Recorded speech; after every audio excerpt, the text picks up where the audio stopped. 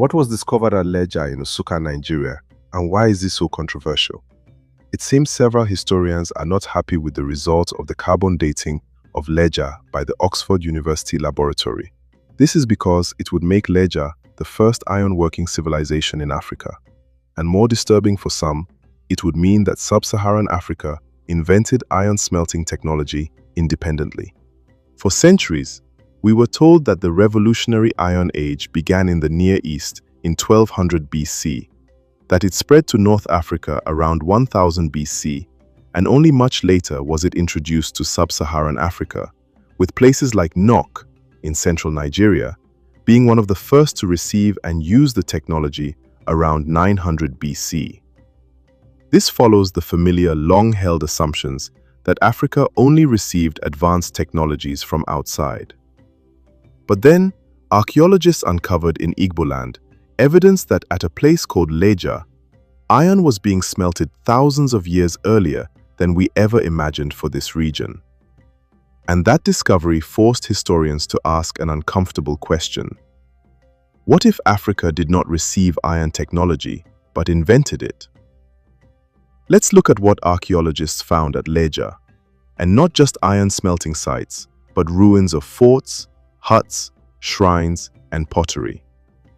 Let's discover why some say that Lejja shows the only physical proof that Africa was the origin of world civilization, and find out why the dates attributed to Lejja are considered controversial.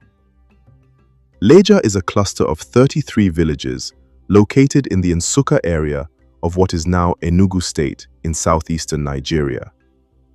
It lies within Igboland, a region that has become renowned for its ancient farming communities, bronze artifacts, ironworking traditions, and vibrant culture. The landscape of Lejja is dotted with hardened slag mounds, remains of furnaces, tuyere fragments, and broken pieces of smelting debris. For centuries, local people lived among these features without seeing them as archaeological objects. Formal archaeological investigation did not take place in Lejja until the late 20th century. In the 1990s, following up on claims in some quarters that the civilization of the communities dated back to many centuries, Nigerian archaeologists, working with international collaborators, began systematic studies of the area. Their excavations revealed that Lejja was an industrial-scale iron production center, as evidenced by the hundreds of slag blocks and furnace remains. Furthermore, the type of furnaces uncovered were unique to Lejja and had not been found at any other Iron Age sites in the world. So what was discovered in Lejja? Massive slag deposits. Slag is the waste material left after smelting iron from ore. What initially surprised foreign archaeologists was the sheer volume of slag. At Lejja, slag was found in enormous quantities, far more than what would be expected from normal ironworking. Some of the slag blocks weighed several tons, which suggested continuous and large-scale production over generations. Secondly, archaeologists uncovered the remains of multiple iron-smelting furnaces. The furnaces were built with clay and earth and showed signs of having endured extremely high temperatures, repeated use, and showed skilled control of airflow.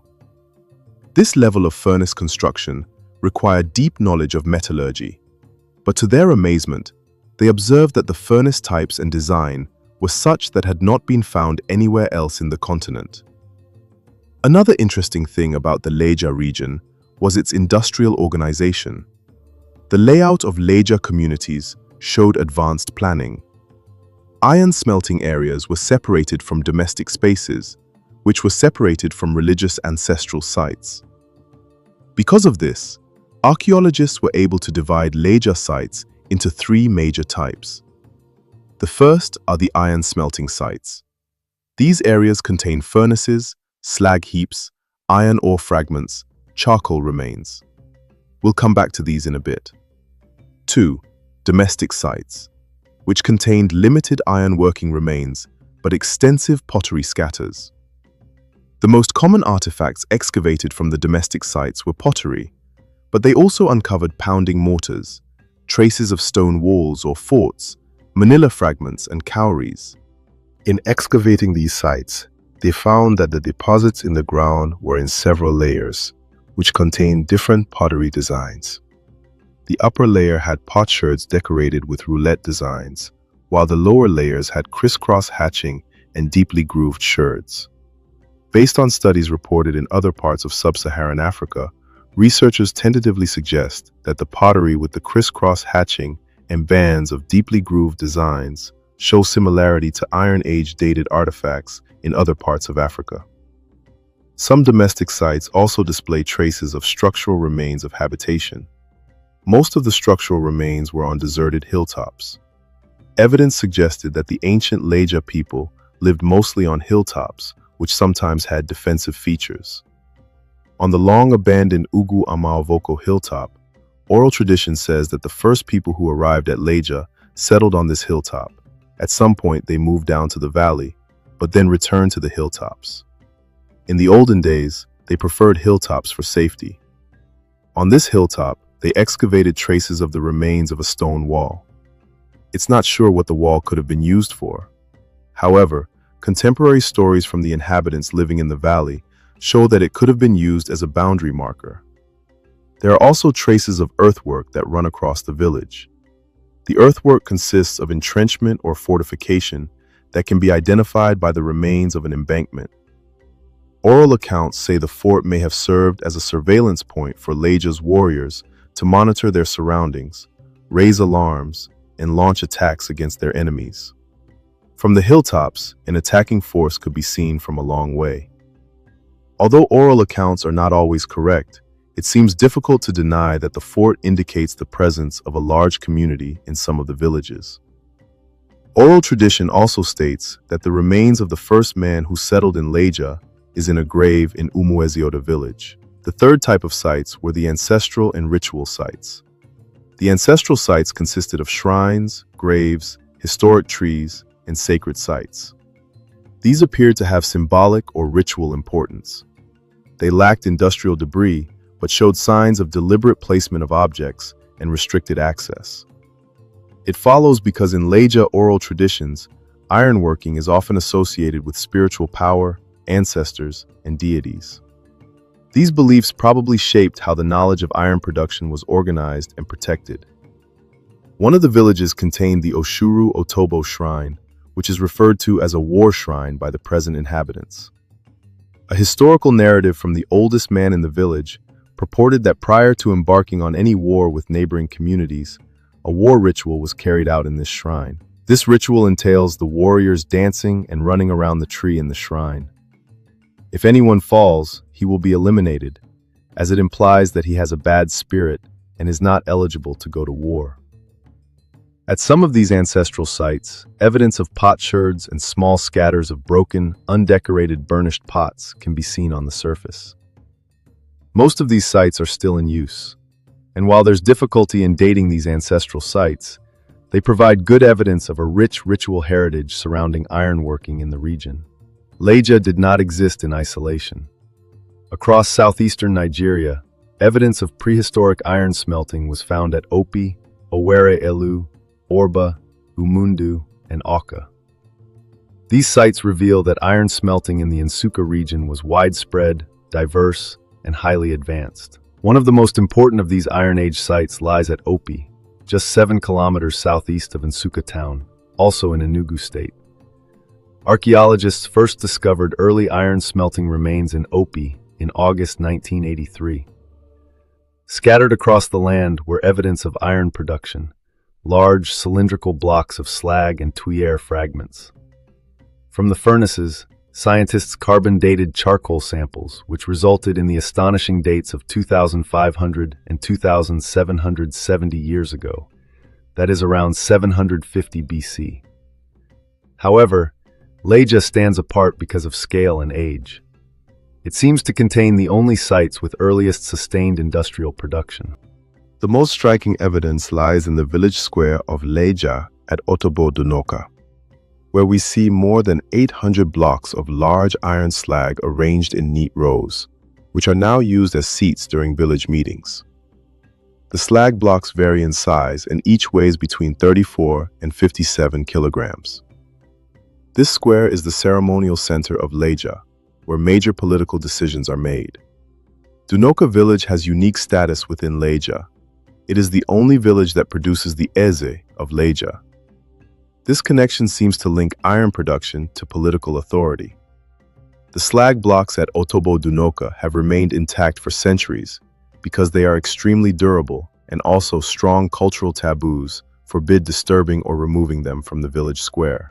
Another major iron smelting site is located near the Nkwo Lejja market at the base of two hills. At this site, many slag blocks are still found inside their original pits. The surrounding environment explains why this location was ideal for iron smelting.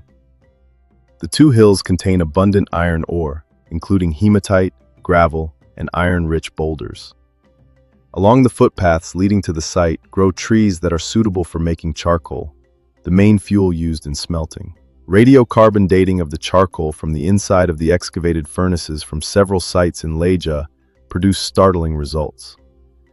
Initial testing dated iron smelting activities in Lejja to around 2000 BC, that is 4,000 years ago, and possibly earlier. This result was heavily disputed because it predates known iron smelting sites in North Africa. Further testing and laboratory analysis conducted at the Oxford University Accelerator Mass Spectrometry Laboratory, London, later supported this 2000 BC date. Not surprising, some are still challenging this date. Critics claim that the charcoal tested could be from a much older tree, meaning the result shows the age of the tree and not the smelting event. This charcoal from old tree criticism is not limited to Lejja. It is also used to challenge the carbon dating results of other prehistoric iron smelting sites in West and Central Africa, including Obui in Central African Republic and Batoro in Cameroon. To understand Lejja's importance, when compared to other famous discoveries, including the discovery at Sivagalai in India, which has been dated to circa 3,345 to 2,427 BC, other Iron Age sites shows limited production scale and likely focus on usage, not mass smelting. Only in Lejja do we see evidence of large-scale production and clear industrial organization. According to the Hebrew scholar and African history researcher, Dr. Sidney Davis, there is nowhere else in the world that has anything close to Lejja. Lejja has now forced historians to reconsider three major things. 1. Independent innovation of iron working processes in Africa. Iron technology did not arrive from outside Africa. 2.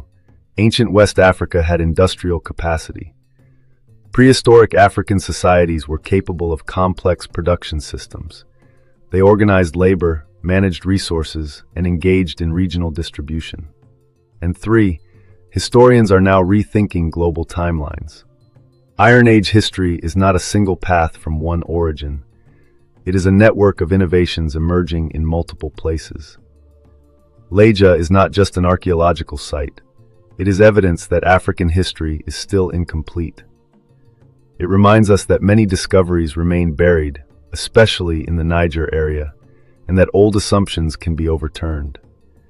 And as research continues, Lejja may yet reveal even more about the true origins of the Iron Age. Thanks for watching.